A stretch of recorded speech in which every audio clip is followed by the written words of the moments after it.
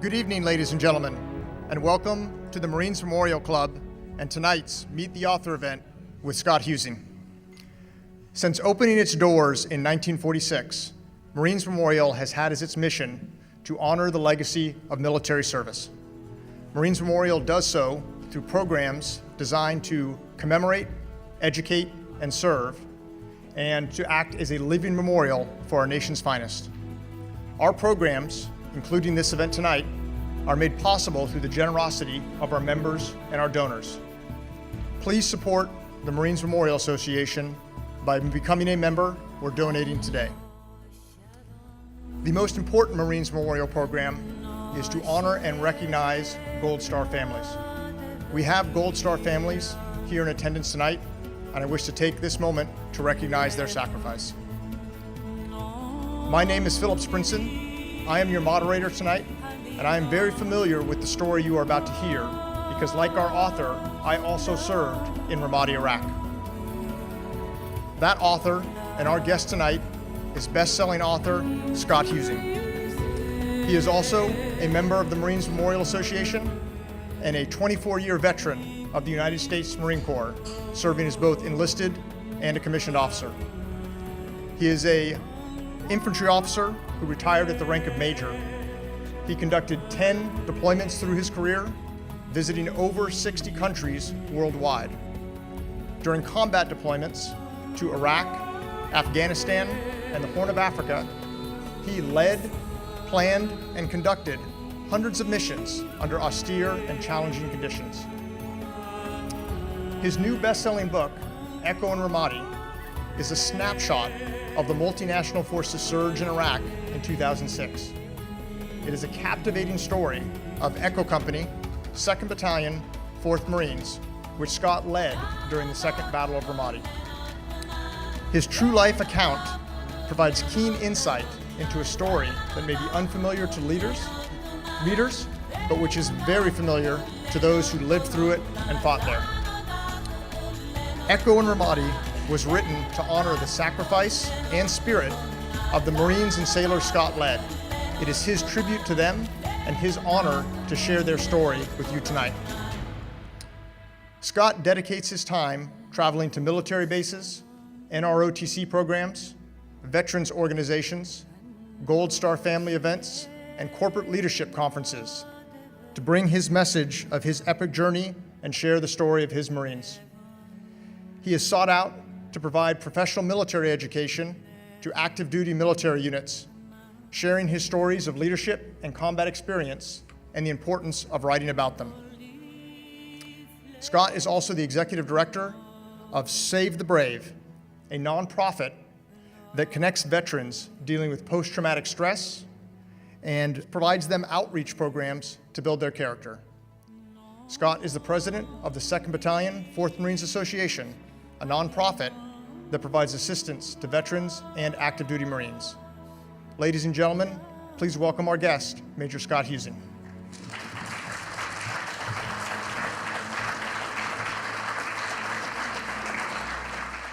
Sergeant Jonathan Espinoza.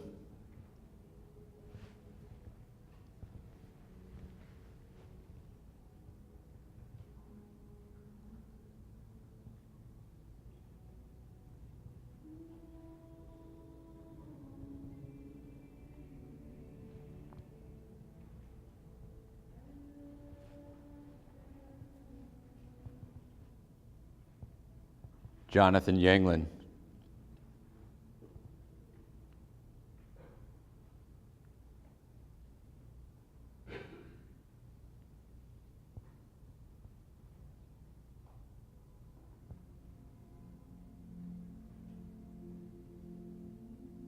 Lance Corporal Drew Tex Sturrock.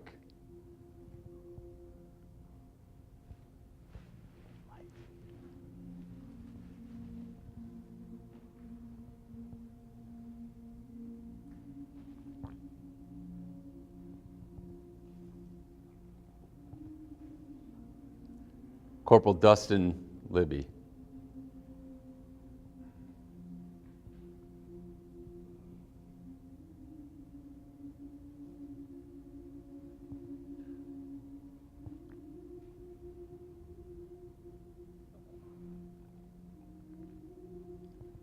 Lance Corporals Chris Muscle and Nate Yunser.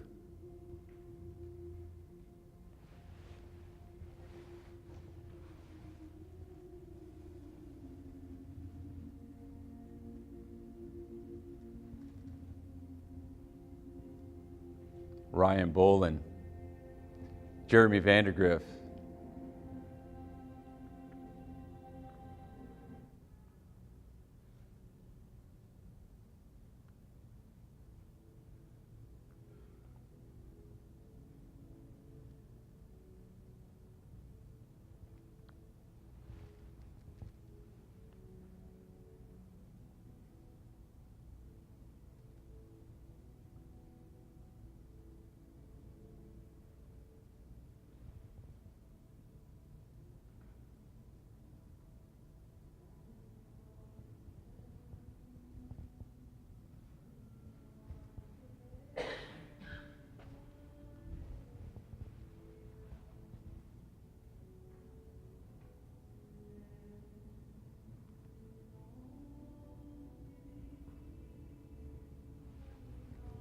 First Sergeant Thomas Foster.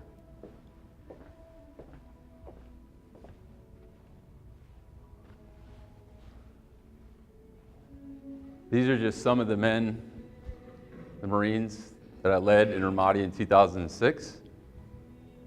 Some of the Marines we lost throughout that battle. And that's why we're here tonight, to talk about them.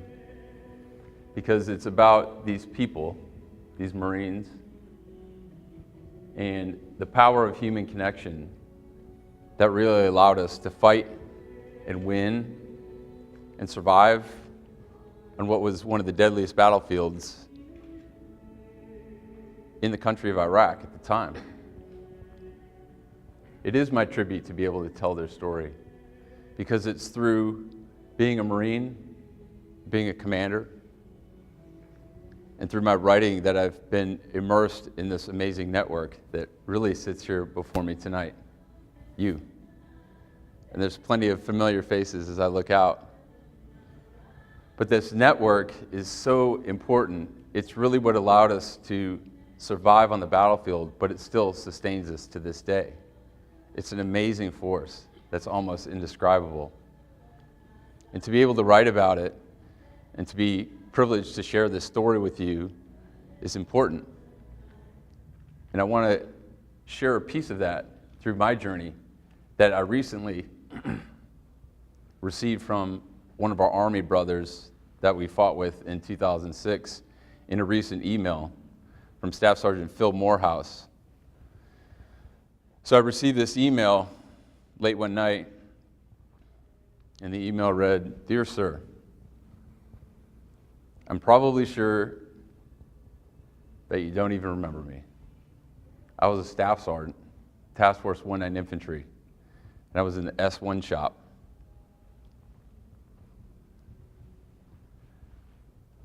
And I was there listening to the radio the night Corporal Libby was shot. And I raced across the street around Michigan to the combat outpost, to the battalion aid station. And I remember the trucks, your convoy, rolling through the maze of chem lights, and the dust cloud, and the doors opening, and your Marines carrying Corporal Libby. And I remember your every step. And I remember the look on your face. And I remember the look on everyone's faces that night. And those are things that I haven't thought about in 11 years. Staff Sergeant went on, but he closed with something very vital, and it's a message that is important. And he closed by saying, yes, we did something important. That example of the power of human connection, and to be able to write and share that type of story, to reach someone who I had probably passed a dozen times in that outpost. Someone without a name to me, without a face, but now was a reflection. Seeing what I couldn't see that night, even though I'd written about it.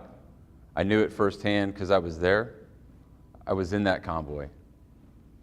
As I tried to push past First Sergeant Tom Foster, and he stopped me, he put his hand on my shoulder and he says, "Sir, stop. We've got it from here." As bad as I wanted to be in there, he had it, and I knew that. But to hear those words from Staff Sergeant Phil Morehouse and to talk to him and to have his permission to share that story is really what that power is emblematic of, that human connection. The reason we fight and the reason it's so important that we stay connected is that we do through great organizations like the Marines Memorial Club that are so gracious to have me here tonight to share a part of my story. So I want to say thank you for all of you for attending tonight. I appreciate it. But my story didn't start that night. It certainly didn't start with that email. It started about, I'm going to say about 30 years ago, when I was a teenager growing up in Waukegan, Illinois. And for those of you that don't know where Waukegan is, it's a far north suburb of Chicago. And I led a very risky childhood. I did not have a lot of supervision growing up. So as my journey into this brotherhood began, it was prefaced by a series of fights, underage drinking, racing my motorcycle at high speeds, running from the cops, arguing with my brother, my mom, my dad, my teachers, pretty much anyone in a position of authority. Until one day, a friend of mine says, "Scott, you have to come with me." I enlisted in the Marine Corps. I had no idea what the Marine Corps was. I'd seen a few movies, but when he dragged me into that recruiter's office, and many of you know this, it's placarded with all these fabulous posters, medals, shiny bumper stickers, and camouflage netting draped over the desk, and this wall of ammo crates on the back wall that these recruiters, these sergeants, had amassed to present this display. And I looked up at these guys that were larger than life, and I thought, these guys are the biggest group of risk takers I have ever met in my life. This is a perfect fit for me. So I enlisted, and shortly thereafter, I shipped off to Desert Shield and Desert Storm as a young Lance Corporal, and we fought. And it was over very quickly. Some called it a neat war, but people died, and Marines fought, and soldiers fought. There's nothing neat about that. There's nothing clean about war, period. It offers the worst of humanity, but also brings out the best in people. And although, looking back over my career, it seemed almost a forgettable experience because it was so short-lived, it really made an impact on me. But I soon also realized during this journey into the Marine Corps that I probably had lost the value of a good education, having barely squeaked out of high school with a stellar 1.24 GPA. So I don't know if they pushed me out of high school or I actually graduated, but I did make it out with a diploma. But I went to college and was accepted, and I went to Illinois State. And I don't say that to brag because they only let us select 50 or 60,000 in every year. But I made it to college, and I graduated in 3 years. And I say that because that's really a testament to what the Marine Corps gives its men and women, is it gives them that discipline, that desire, and that drive to succeed. It's what pushed me through college in 3 years to look at everything as a mission, to set goals for myself, and to be task-oriented. And so I graduated. And as I did, I thought, I still have something in me. I still have this desire to serve. I still have this desire to lead. And because of what the Marine Corps had given me at such a young age, I really felt also that I had the obligation to give back. So I got a phone call from a sergeant. Again, these sergeants, I don't know where they get them from. They're amazing creatures. And he says, "Sir, if you can come down and run a fitness test and take a physical, I can make you an officer. I can get you a spot at Officer Candidate School in January." And I didn't even hesitate. I knew that's where I belonged. That's where I belonged. I wanted to lead. And so I got my commission, and just like every young officer, I was taught by those around me, mostly by my staff NCOs, my sergeants, as every officer sitting here can admit that anything they learned about officering, they learned from a staff NCO, from the time they enter till the time they leave. And I spent my career as an officer doing everything we were supposed to do, attending all the right schools, holding all the right positions of responsibility, and having the real privilege to lead our nation's finest men throughout multiple units. So it wasn't until I'd reached that point in my journey into this brotherhood that I was finally thrust forward into the city of Ramadi, Iraq in 2006. And at the time, up until that point, I had already been to combat several times, and deployments, and plenty of training. But as the battle began in 2004 and continued for 2 years, the city itself was literally boiling over. When I say boiling over, any vision of a stove with a pot of a massive stew in it, spilling into the burners, and not being able to reach over and turn off the gas. That's what Ramadi was like for 2 years. It literally was the deadliest city on the planet. We lost more men and women in the city of Ramadi itself than any other place out of the almost 6,000 we've lost in this long war. Almost 25%. That's how bad it was, and that's how bad it had become. Ramadi, and the battle for Ramadi, was a key point in military history. It's part of the reason I shared this story, is because I never wanted the Battle of Ramadi to fall into the shadows of other significant battles like Fallujah, or Baghdad, or Nowzad, or Kandahar. Any of those. All have equal value, and they all have a story. But as the city continued to boil over in this 2-year battle, it's often defined as 2 battles for whatever reason. The first Battle of Ramadi in 2004 and then 2006. And I'm quite sure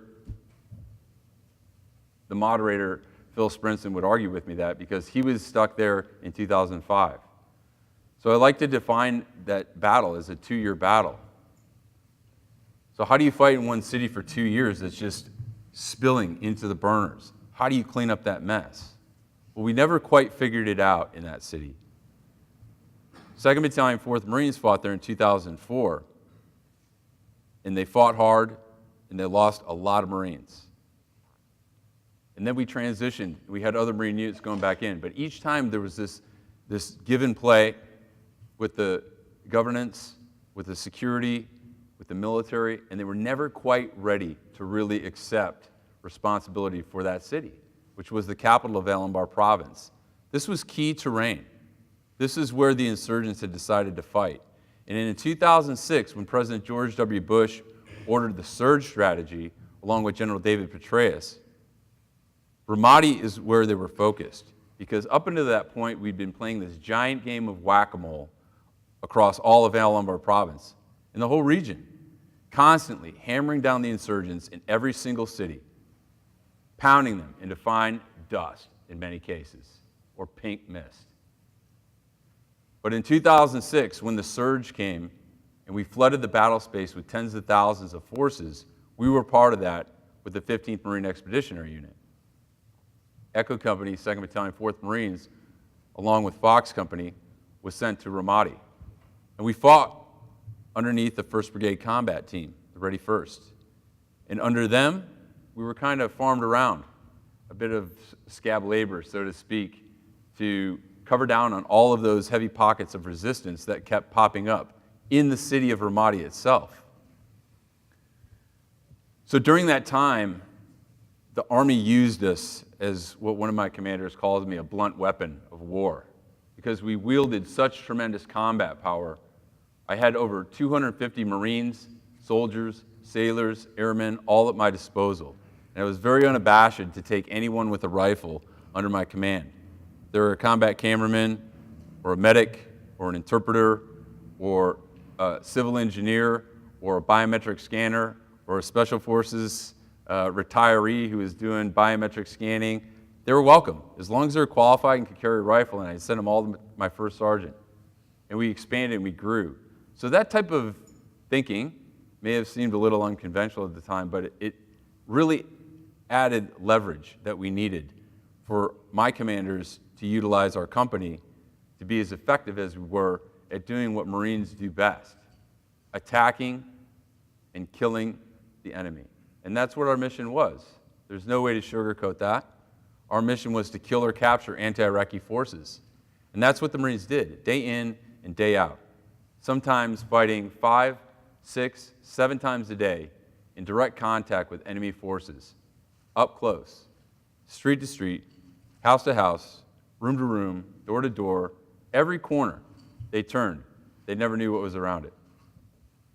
They fought on the front lines of a battle where it was everywhere, against a faceless, ununiformed enemy. And this enemy lived amongst the people, these Iraqi people that are often called collateral damage in a war, but they're not. They're people. 90% of the city, of almost 300,000 people, they wanted peace. They wanted security. They were people.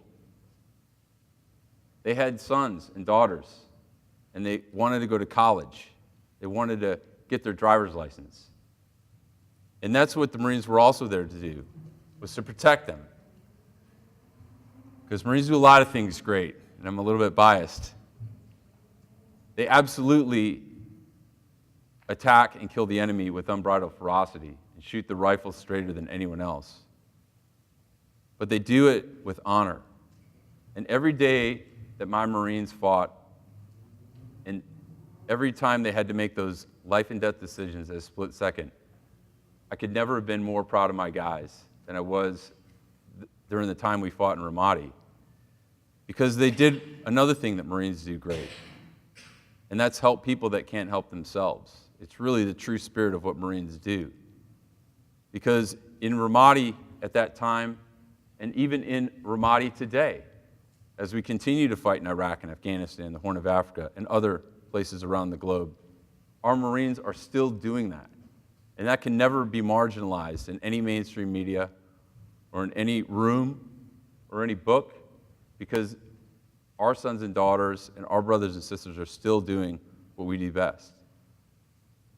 So as they fought through all of that, they had to deal with so many things in this fluid environment, this dynamic situation, as they were thrust into the chasm of war and experienced this friction, this indescribable pressure that constantly surrounded them as they dealt with the uncertainty, and they dealt with danger and chaos and death.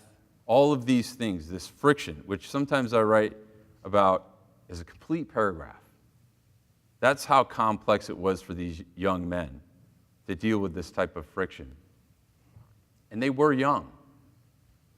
I often didn't see how young they really were, because I was a 35-year-old captain at the time, with a couple of combat tours under my belt, a lot of life experience, and never realized how young they were. On average, they were about 18 or 19 years old. But I didn't see that. I didn't see the kids. I saw Sergeant Sprinson. I didn't see the 22-year-old Bill Sprinson. And I was lucky to have them. I was lucky to also have about 50 combat veterans from the first Battle of Ramadi that had fought only 24 months before we went back. These salty, seasoned sergeants, now all of 22 years old. These were the guys that were making the difference. These were the ones that were exhibiting that leadership day in and day out on the battlefield among these deadly streets, fighting a ruthless, brutal insurgency that had one thing on order: kill Americans. And to do that, to get their hateful ideology across every single time, day in and day out, we saw the results of that through the murder, beheadings, intimidation, coercion, theft, kidnappings. It's the worst novel anyone could ever write, but it was true. All of these things were happening. All of these Marines were dealing with this friction, this pressure, this chaos. And I thought to myself, how am I dealing with this as a 35-year-old captain as I look through the lens at an 18 or 19-year-old Marine? How did they deal with that? Because those types of trauma that people experience are significant. And we as professional warriors understand that in order to continue to survive on the battlefield, to continue to fight, to continue to win day in and day out and protect each other, we have to take those pieces of trauma. We got to compartmentalize them. It's a word many in here have heard before, but we have to compartmentalize them. And you take it, those messy pieces of trauma that we experience, like jam, and you put it in a jar, and you seal it. You seal it tight because you don't want to have to deal with it. And you put it on a shelf, and you line that shelf with all of those pieces of trauma. And at the end of it all, sometimes they turn around and they shut the door, they put a lock on it, and they never want to deal with it again. It doesn't erase the fact that those pieces of trauma that those Marines, that those soldiers, those young men and women dealt with, they're still there. And as many of you know, especially living in California, sometimes the ground shakes. And if it shakes hard enough, one of those jars is likely to fall. And when it does, it's going to crash, the glass is going to break, the jam is going to spill out, and it's going to ooze. It's going to seep underneath the crack of that door. So these young kids, and some not so young, are going to have to deal with that mess. You're going to have to unlock it. You're going to have to open the door. You're going to have to clean up that mess because it's there. There's no getting around it. You can't walk by that type of mess every day. So how do they deal with that type of trauma? We've dealt with it through this power of human connection, through this family that continues to support us. Our amazing families that were there for us every time the Marines needed them as we fought. They're the key to how we continue to survive, knowing that we had that type of support behind us. I don't think that most people realize that for every one person, and I may be telling this to the wrong audience, obviously, but you leave so many people behind. Wives, husbands, whole families.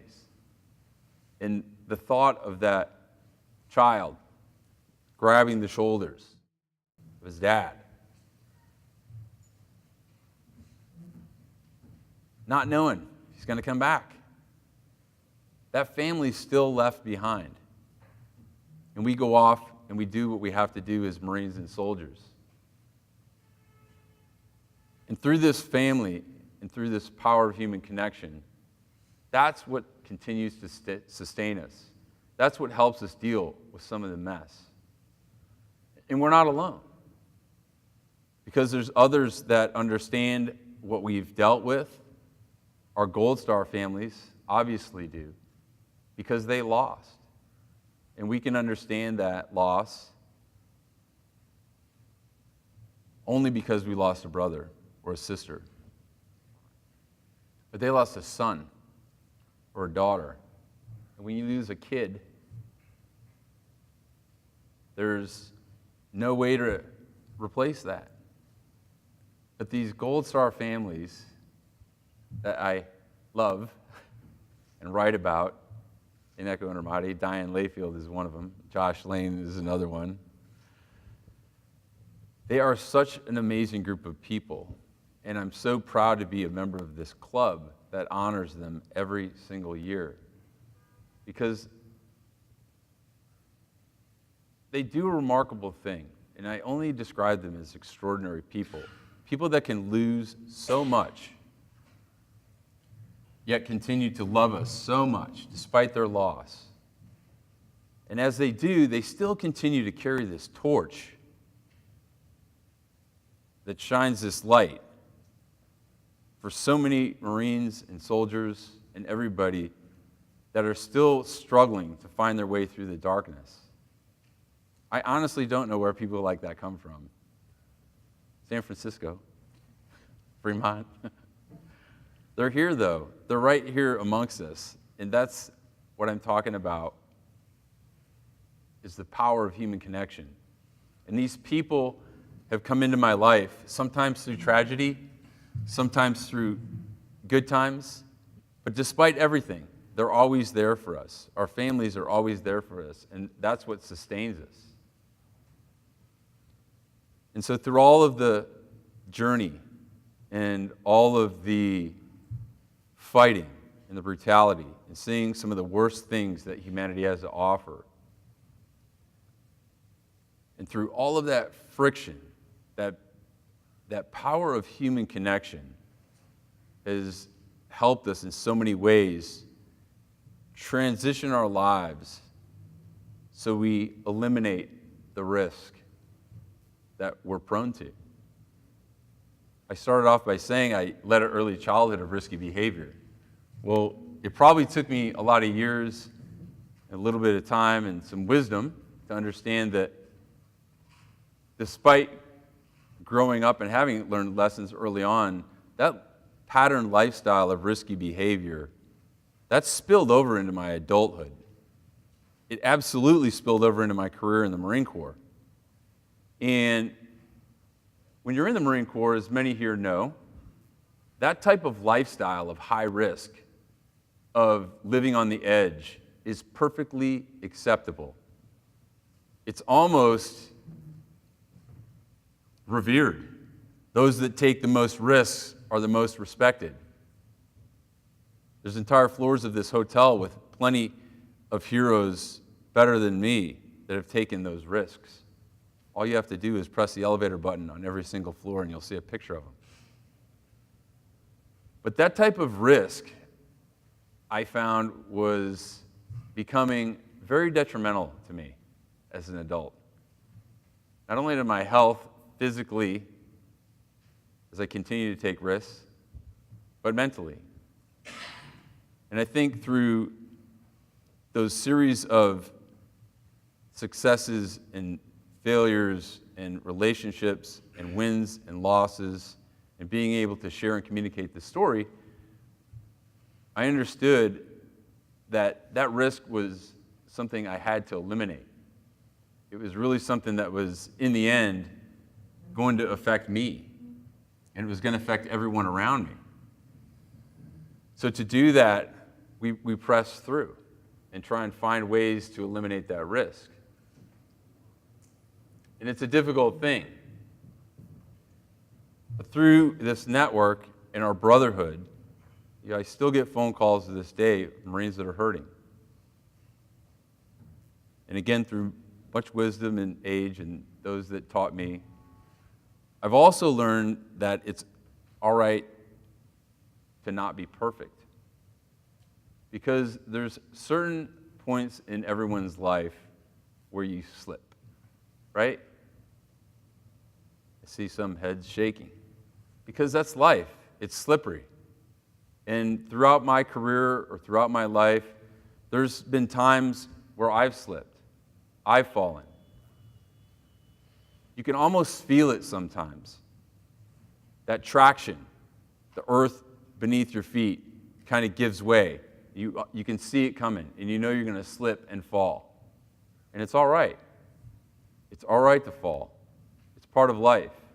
And it's very cliche, but I say it anyway, is that the real test of a leader is to pick yourself back up and move on with what you want to do in life. Because it's all right to not be perfect. The Marine Corps doesn't teach us that. The Marine Corps doesn't teach us how to be fallible. It teaches us to be invincible. And if there's anyone that thinks that they're impervious to the effects of gravity, it's Marines. But trust me, gravity will get you. And when you feel that ground beneath you shake and slip, you're going to fall. And it's the ones who don't recognize it and don't understand it that usually land the hardest. But they can still get back up. And I've fallen. But being able to share that, being able to write about that, being able to get up in front of a group of people and expose yourself and share that type of humanity to let my Marines know that after everything we went through, it's all right to be imperfect. It's all right to fall. And I think by sharing part of my story, they were able to see me as a different type of person. I'm quite sure they saw me one way as we fought on the streets of Ramadi. And I'm quite sure they see me as a different person now. But they still see me as their leader. Because that's an important part of this story as well, is the leadership. Because it didn't stop when I left the city of Ramadi. It didn't stop when I left the Marine Corps. I still get phone calls from my Marines today. I'm sure there's plenty of you that do the same thing. And I don't think it's exclusive to our brand. I'm quite sure there's many units and many military outfits that enjoy that same type of brotherhood. But I think it is very different for Marines, that they have this sense of responsibility to want to continue to lead long after they've left military service. We have walls, again, with posters and placards. They have leadership traits and characteristics on them. And I always found that through my mentors, those that taught me, the real valuable qualities and the real way to be an effective leader was to be able to read in between those lines. And I think I figured that out along the way. Being able to look at those leadership traits and seeing those qualities that weren't in print, like love, compassion, caring, understanding. Those aren't written on any charts, and those aren't taught in any of the schools we as professional warriors attend. Because sometimes we think that makes us soft or it makes us weak. I'd argue it makes us stronger. I'd argue that those things, being able to read in between the lines like that, knowing when it's all right to be hard on my Marines, and knowing when they needed me to put their arm around them, to pick them back up, to be their leader, I think that was really the best thing that was ever taught to me. And I can teach a lot of things, as many can. I could always teach a Marine how to shoot his rifle straighter. I could always teach him to run fast, most times faster than me. I could always teach him how to employ a weapon system, but I could never teach him to care. That's something that can't be taught. You can't teach someone to care. And if you don't care about what you're doing, if you're not passionate about what you're doing, if you're not giving 100% of yourself to everything you do, whether it's being a Marine, or being an insurance salesman, or being a writer, you don't care, it's all worthless. Because those that care, those that truly put the needs of others before themselves, that's what really defines leadership.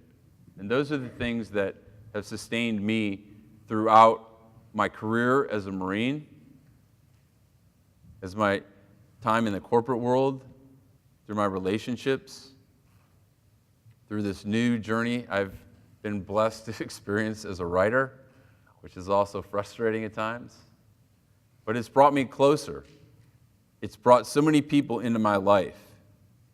And despite what anyone says, all of the social media and all of the mainstream media that goes on, I never count people as electronic friends, just a tally on my Facebook page or Instagram or Twitter. And the vets and tech people are shaking their head at me right now because they understand what I'm talking about. They're people. They're real people. And every single one of those connections, I may not have ever met them. They may have ultimately been just a pen pal at some point, but there's nothing wrong with pen pals. They can still provide a lot of service. They can still provide a lot of advice and support. And everything that I've ever done in life has always been afforded me because of the fact that I had good people around me.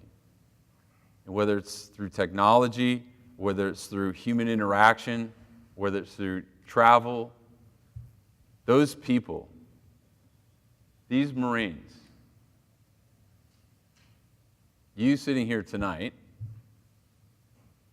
you make that all possible. And that's what is truly the power of human connection that literally helped us fight and win on the battlefield of Ramadi, Iraq in 2006. Thank you.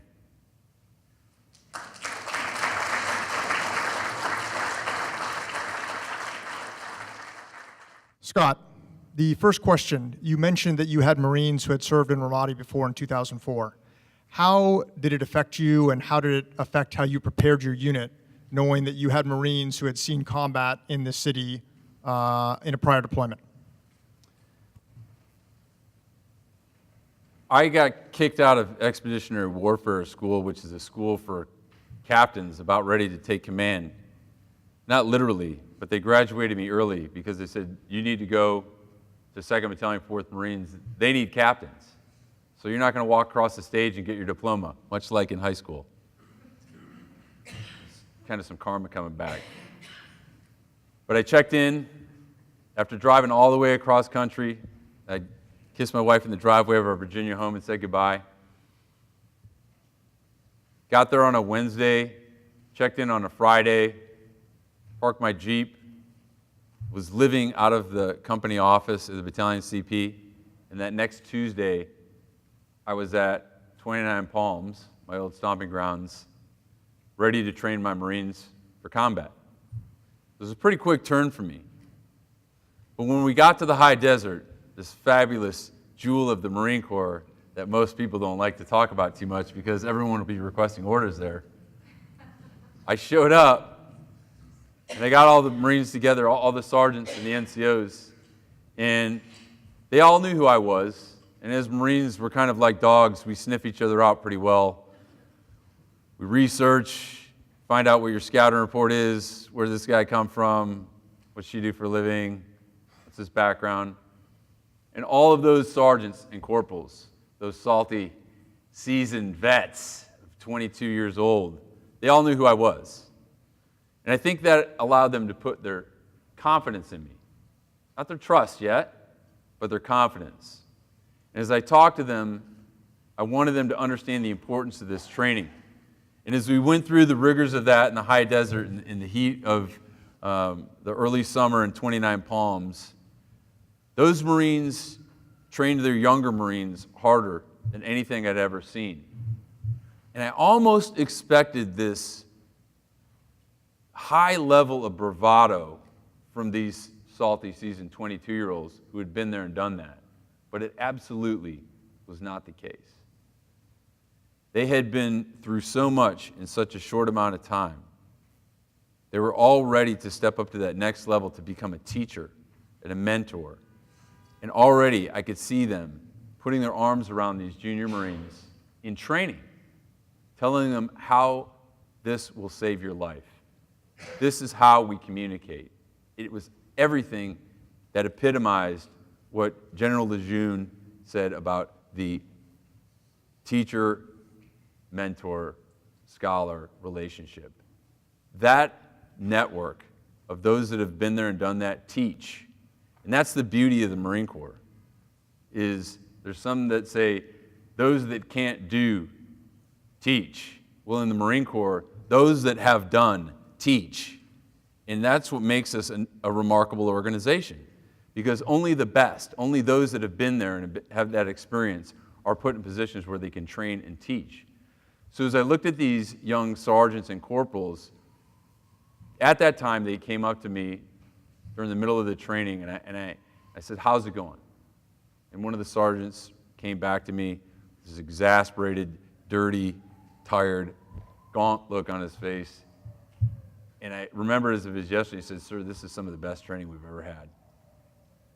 And right there, it kind of put confidence not only in the fact that that guy, Sergeant Jonathan Espinoza, one of my squad leaders, was getting everything he could out of the training, but he was making sure that those young Marines got every bit of training they could out of it. Because I always told them one thing: there is no such thing as combat leadership, just leadership.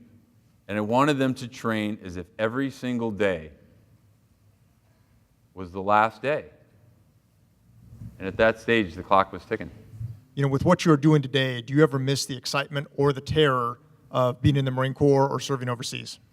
There is nothing that can compare to that, except what I've thrust myself into now.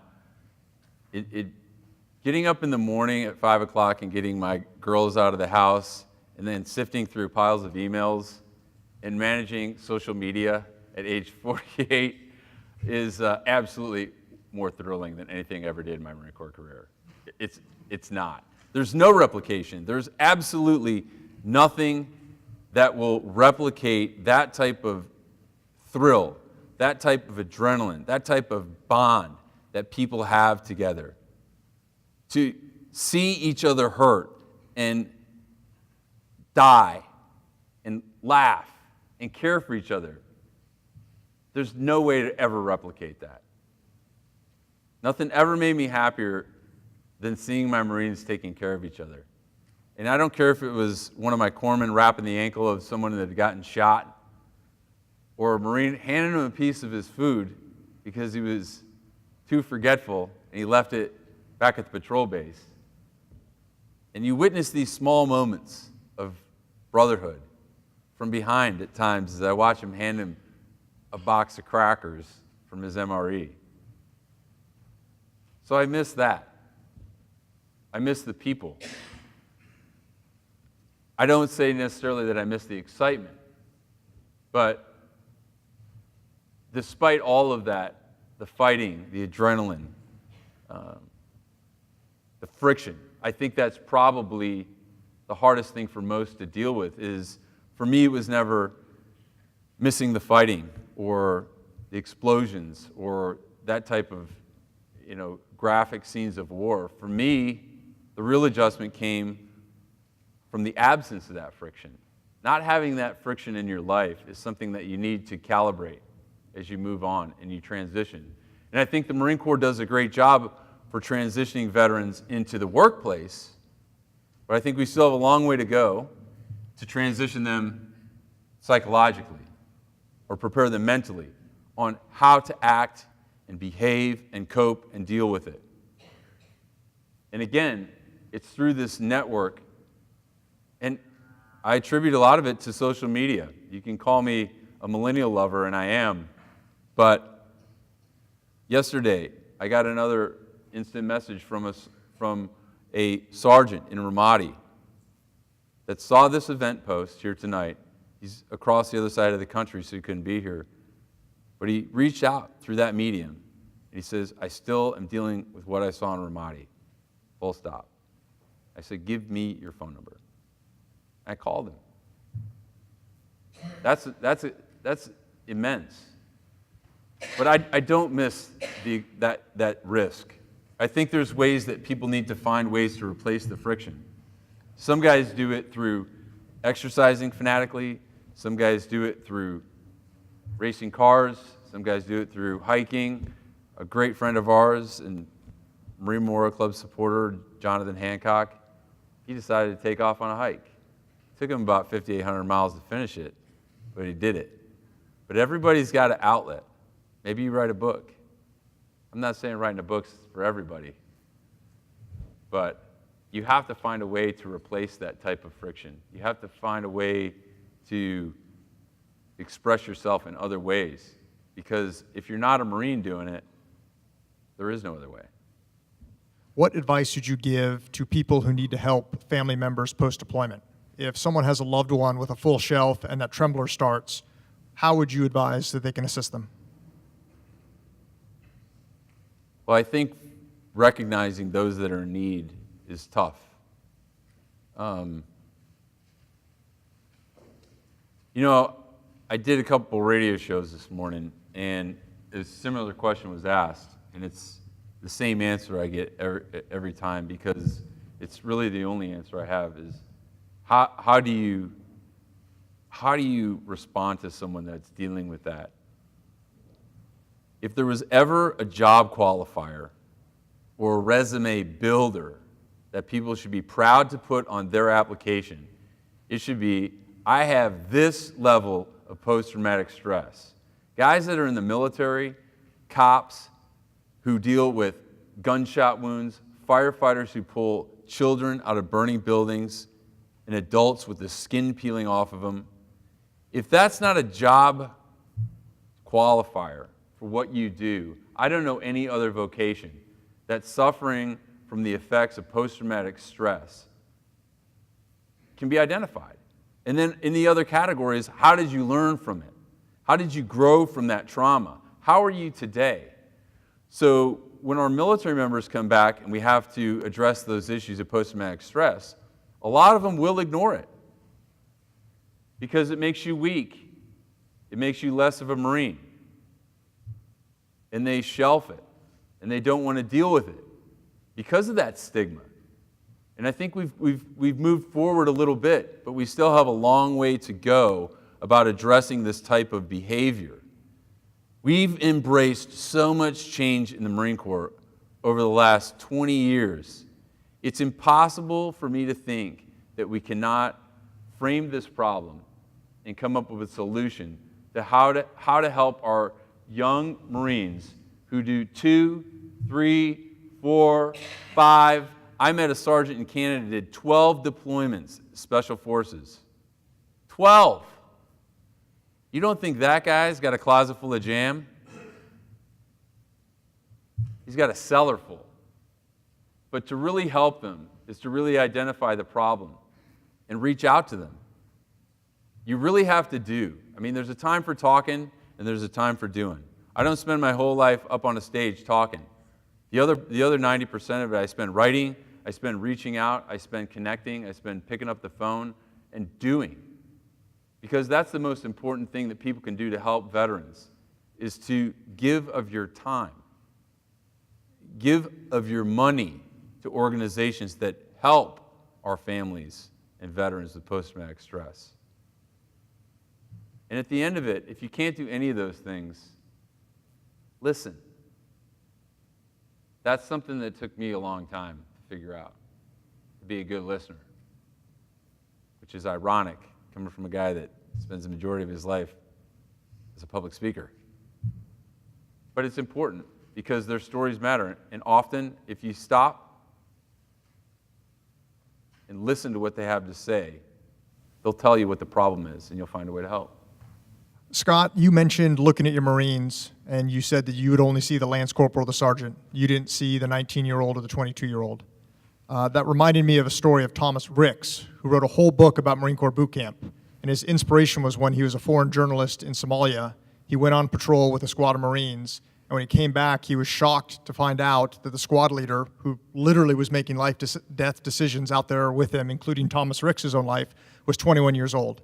And he was shocked because the intern the previous summer at his newspaper office was 22, and the newspaper rules were the interns can't use the copier alone. So my question for you is, what is it about the Marine Corps that brings out that type of behavior in our young men and women? How can the Marine Corps evoke and bring forth such maturity from individuals that society otherwise views as immature?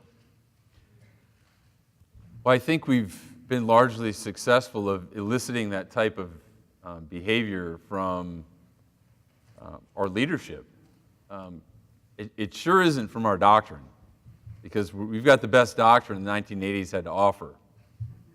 But despite that lack of textbook on how to lead and how to train, the Marine Corps and our military is the best trained, best equipped, best fighting force on the planet. And we do that because despite having the best doctrine the 1980s offer, we've adapted. We've created substitutions for those gaps. We've implemented training programs from the Army to the Marine Corps to the Air Force.